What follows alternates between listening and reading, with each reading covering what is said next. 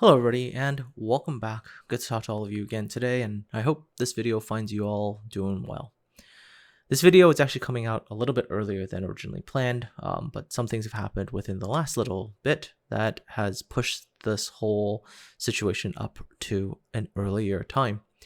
So recently, a significant group of very notable CCs, myself, Jingles, Flambass, Little White Mouse, and a number of others whom you will start to see videos and content and streams and stuff with coming out in the next little while.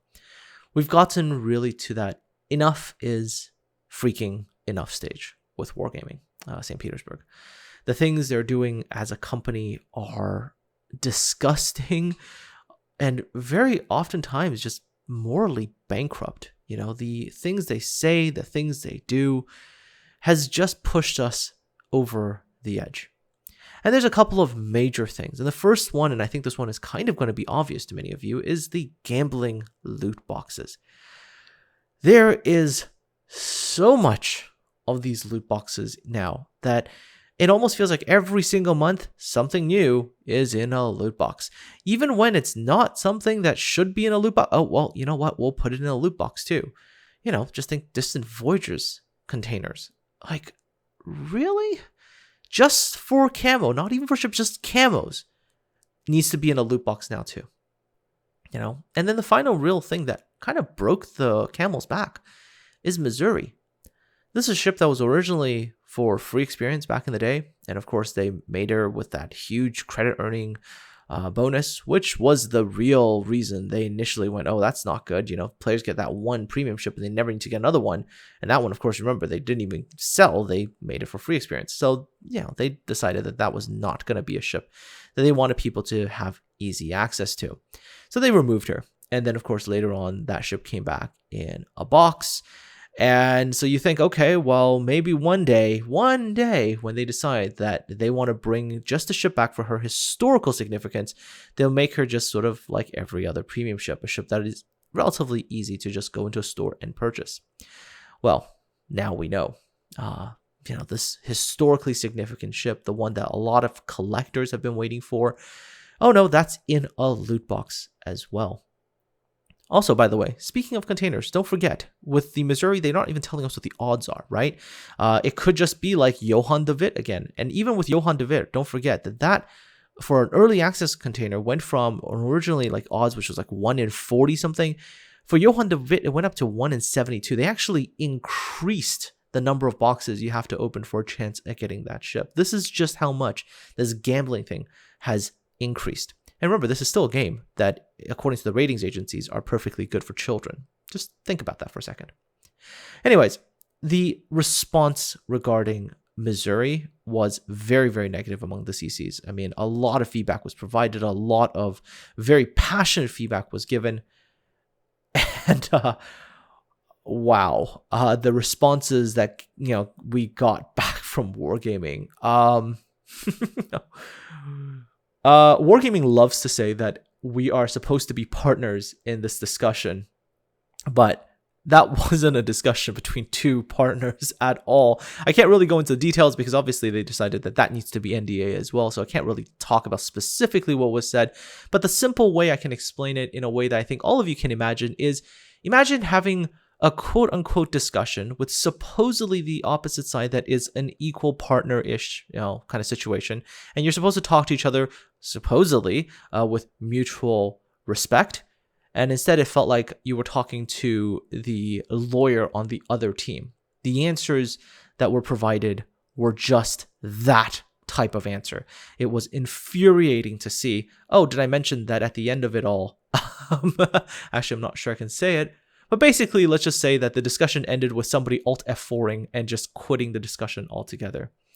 That is supposed to be how this partnership is supposed to work, right? Wargaming.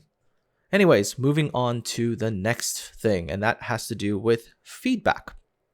Now, that's another one of those things that Wargaming loves to tell us that, hey, we're partners, so please be respectful. You know, we want to engage in respectful discussions. You know, that's a very common thing they love to say. You know, please show us some respect. And And then let's say you do that. You try to do those things in a civil and as a well thought out manner as possible. You would go to them, you'd present your feedback, and then you would be shut down. You would be told that you don't know what you're talking about. You'd be belittled. You'd be treated like you're just like a piece of trash from the road somewhere. You just get treated like you're not supposed to say anything, because now that you're offering feedback that like, nah, that's not really what we're looking for. We kind of wanted you to say all the good things about us, and that was very, very, very frustrating. You offer feedback in the feedback channel. It's often met with, no, you're wrong because our data shows X, Y, and Z, or no, you're wrong, we just simply don't agree with you. Or, for me personally, one of the really good ones I kept hearing was, no, you're wrong because you're a Unicum player and therefore you represent a very small percentage of our player base and you cannot possibly understand what the feeling is like for the 40% players that are, the large majority of our game. They would even come back with things like that. Utterly, utterly, utterly infuriating. And it was the one thing that turned me off from giving them feedback through the feedback channels. The other thing, of course, was that the whole CC Discord thing almost got engineered in a certain way. They'd always be able to say, oh, but you could have just come and asked us about X, Y, and Z. Considering the experience so far, like that became kind of the norm, and this wasn't always the case. This was truly not always the case. Wargaming had its screw ups way back in the day, but at least back in the day, one could say that there felt like there was going to be a discussion that could occur. That you'd have an ability to sort of talk to them, and you'd have an interesting discussion about mechanics or whatever, and there would be this back and forth and be like, oh, okay, I kind of see how they, are thinking. And they would also at times get a sense of how, we were thinking. And that they would start to say, oh yeah, you know what? That actually makes sense from the things that we used to provide them. That's gone now. That's been gone last maybe 2 years. It's just, there's something fundamentally that has shifted starting about what felt like maybe about 3 years ago. As I guess certain people left the company and certain other people climbed their way up, there has just been this collective decline within the company itself in terms of any kind of real, back and forth. Now it's mostly getting talked down at, getting talked down to, being diminished, being sort of made to feel stupid. Yeah. And of course, I guess the most defining bit where it was a real eye-opener was CC Summit 2019. Wargaming had spent quite a lot of money, brought a lot of their CCs together into one big room, and then they pitched these ideas at us. And one of the ideas that was pitched to us was the Naval Training Center. And, for those of you who don't remember, you can always go back, look for the old Naval Training Center Paragon system videos. And, they pitched that system to us and we were like, no, this is awful. This is terrible. What are you guys doing? And this was unanimous, almost negative feedback. And you would figure that after hearing all of that, they'd be like, okay, wow, you know what? All these people are telling it to our face that this is an awful change. Maybe we should consider that. But remember the whole like, oh yeah, actually you guys are just a vocal minority. They went with it. They released the same thing publicly. And then of course the whole thing exploded. And then they finally went, oh yeah, maybe that's not the world's best idea. And so, in came the currently slightly reworked Research Bureau. But interestingly enough, World of Tanks Crew 2.0 came up and it's almost the same thing as the original Naval Training Center. Like, maybe they just shuffled some of those people to another office, right? And they took the same ideas, quote unquote, they had over there. So that was really, really eye-opening to see that, to see how little, value we actually had when we were coming to discuss things, right? And then of course, the last and final thing, which is the screw-ups.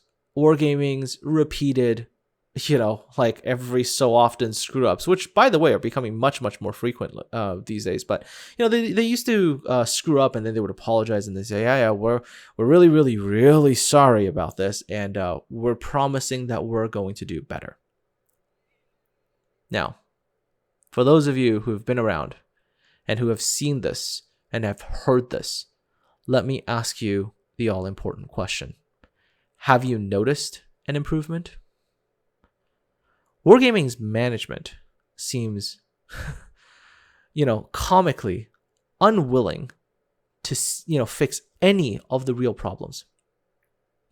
Think about how many we've had. Think about how many disasters we've had. And has anything changed?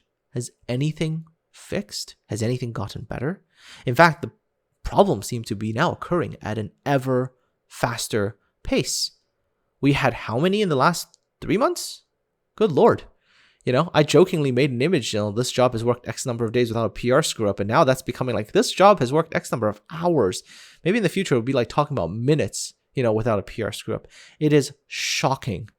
It is shocking how bad this has become. Never mind the fact that with every screw up now, there's just an excuse. It's almost like pre-made, ready to go, right? With Yukon, it was a communication mistake. With the whole Distant Voyages container, it was a translation error. As if all the native speakers, all however 15 different languages you have native speakers for, they all simultaneously screwed up the translation. All the while, those containers just about broke how many consumer protection laws in the countries that you operate? There is some seriously messed up things in the company right now, Wargaming. And you guys need to start to address it. You need to start to examine these things in detail. Find out what's going on, because this is a much deeper problem. This is not just one community manager who accidentally said something. This is something cultural within the company. There are people in management positions who are not doing the job that they're supposed to be doing, or maybe unable to do the jobs that they are doing. And this is actually something that you guys can look up. There is actually these ideas within management that, if you keep promoting people when they don't really deserve those promotions, they will end up in places where they're not able to do those jobs. So, enough is enough, Wargaming. This has to stop. I find myself no longer able to be affiliated with your morally bankrupt behavior. A company that treats its player base like they're just a bunch of walking bank accounts that can be milked for money every single time that you guys want to sell something. And worst of all, you target the people who are vulnerable to very predatory practices. I hereby resign from the Community Contributors Program, effective immediately. Now, to my many other CCs who are walking out, I congratulate you all for having the courage to stand up for what is right, to stand up for yourselves, to stand up for the communities that you represent. The only thing I want to tell you is at the end of the day, your reputations and your integrity are the only things that you have going for you. That, at the end of the day, is what your community will recognize. That is all you have and all you're going to have. And always remember, let the cautionary tale of one former North American community contributor who can never really get rid of that negative mark on their reputations be a reminder to do what is truly important and not to be a shill for a company. Thank you all. Take care. Remember to support the people who are standing up and stop giving Wargaming your money. Take care, and I'll talk to all of you again next time.